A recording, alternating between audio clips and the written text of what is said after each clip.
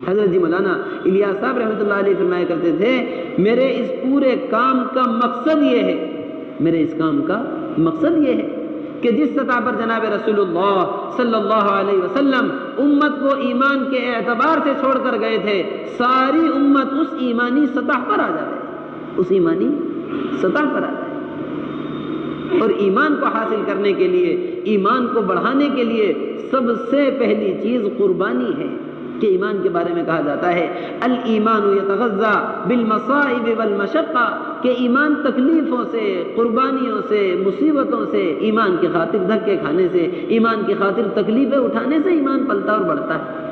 جس طرح ہر چیز کے پلنے کے لیے کوئی نہ کوئی چیز ہوتی ہے، ہر چیز کو بڑھانے کے لیے کوئی نہ کوئی ضابطہ اور طریقہ ہوتا ہے، اسی طرح ایمان کو بڑھانے اور ایمان کو پالنے کا راستہ یہ تکالیف اور قربانیاں ہیں اللہ کے راستے۔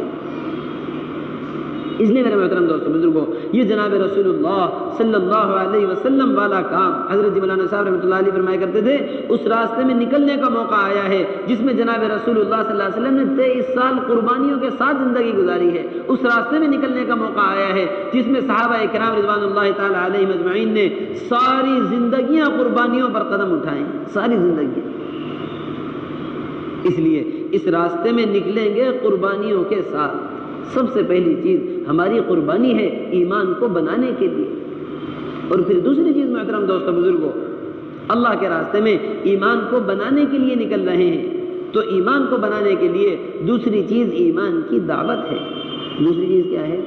ایمان کی دعوت، کہ ایمان کے اندر کمال حاصل کرنے والے لوگ، کمال کا ایمان جن کے اندر ہے، صحابہ کرام رضوان اللہ تعالی علیہم اجمعین جن کے ایمان کی اللہ تبارک و تعالی تعریف فرما رہے ہیں کہ رجال صدقوا ما عاہدوا اللہ علیہ، ایسے مرد مجاہد ہیں جنہوں نے اللہ تبارک و تعالی کے ساتھ کیے ہوئے عہد کو پورا کر کے دکھلایا ہے، کہ اللہ کے ساتھ عہد کیا تھا کہ پوری جان دین پر لگا دیں گے، گردنیں کٹا دیں گے دین کی خاطر، اللہ فرما رہے ہیں کہ جنہوں نے عہد کو پورا کر کے دکھلا دیا۔ بعض ان میں سے وہ ہیں جن کی گردنیں کٹ چکی ہیں، اور بعض وہ ہیں جو گردنیں کٹانے کے انتظار میں ہیں۔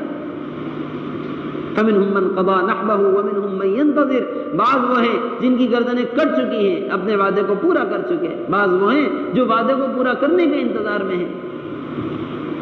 ایسے لوگ جن کے ایمان کی اللہ کے نبی صلی اللہ علیہ وسلم نے تعریف فرمائی ہے، یہ فرمایا ہے کہ سب کے سب ہدایت یافتہ ہیں، اصحابی کالنجوم، میرے صحابہ ستاروں کی طرح ہیں، کسی ایک کی بھی اتباع کر لو کامیاب ہو جاؤ گے۔ سب کے سب کیا ہیں؟ ہدایت یافتہ۔ ایسے لوگوں نے محترم دوستو بزرگوں اپنے ایمان کو کس طرح بنایا ہے؟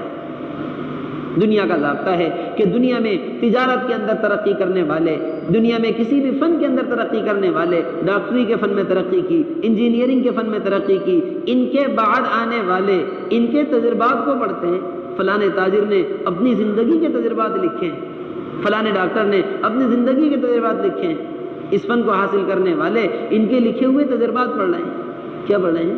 ان کے لکھے ہوئے تجربات۔ بہترین ایمان والے لوگ جن کے ایمان کی اللہ اور اللہ کے نبی صلی اللہ علیہ وسلم تعریف فرما رہے ہیں، انہوں نے اپنے ایمان کو کس طرح بنایا ہے؟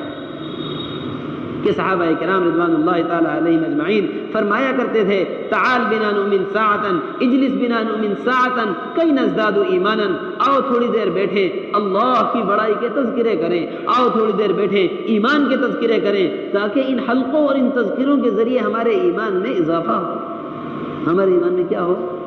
اضافہ۔ معلوم ہوتا ہے کہ ایمان کے تذکرے کرنا، ایمان کی دعوت دینا، یہ ایمان میں اضافے کا سبب ہے۔ ایمان میں اضافہ کرنے کے لیے یہ بنیادی عمل جو صحابہ اکرام رضوان اللہ تعالی علیہم اجمعین کر کے گئے۔